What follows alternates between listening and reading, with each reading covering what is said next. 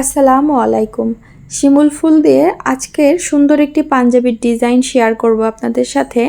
আমরা তো শিমুল ফুল দেখে এসেছি লাল কালারের, তবে আজ আমি একটু ব্যতিক্রম কালার ব্যবহার করেই এই ফুলটি রং করেছি।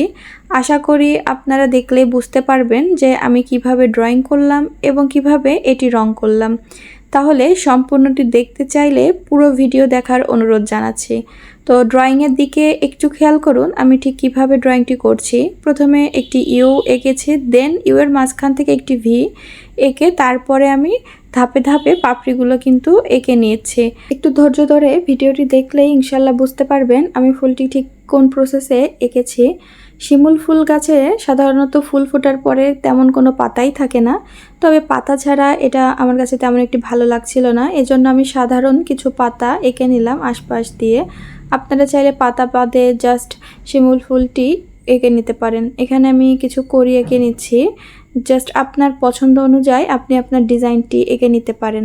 এখানে আমি ব্যবহার করছি রাউন্ড তুলি 2-4 নাম্বার, এবং প্রথমেই আমি সাদা অ্যাক্রিলিক কালার ব্যবহার করে পুরো ডিজাইনটির উপরে আমি একটি বেস কালার হিসাবে কালারটি অ্যাপ্লাই করে নিব। যেহেতু আমাদের এখানে এটা আমি গাঢ় সবুজ কালারের উপরে পেইন্ট করছি, দ্যাটস ওয়াই আমাদের কিন্তু আমরা যদি ডিরেক্ট রং ব্যবহার করতাম তাহলে কোনোভাবেই কালারটি ফুটে উঠতো না এবং কালার বোঝাও যেত না। এই কারণে আমাদের এই কালারটি ব্যবহার করা। পরবর্তীতে আমি এখানে দুটি কালার ব্রাউন এবং ইয়েলো, এই দুটি কালার ব্যবহার করেই ফুলটি পেইন্ট করব।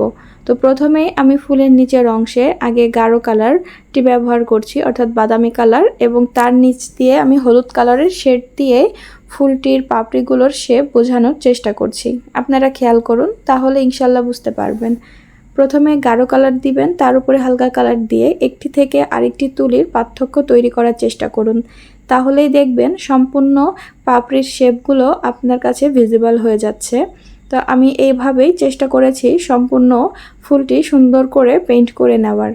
আপনারা চাইলে এরকম হ্যান্ড পেইন্টিংয়ের আরও ভিডিও আমার ইউটিউব চ্যানেলে দেখতে পারবেন। আমি কিন্তু জাস্ট আপনাকে ফুল আঁকা অথবা সেলাই দেখিয়েই ক্ষান্ত থাকি না, সম্পূর্ণ ডিজাইনটি কিন্তু আমি আপনাদেরকে ভিডিওর মাধ্যমে দেখানোর চেষ্টা করি যে আপনারা এটা কিভাবে আপনার পোশাকে অ্যাপ্লাই করতে পারবেন।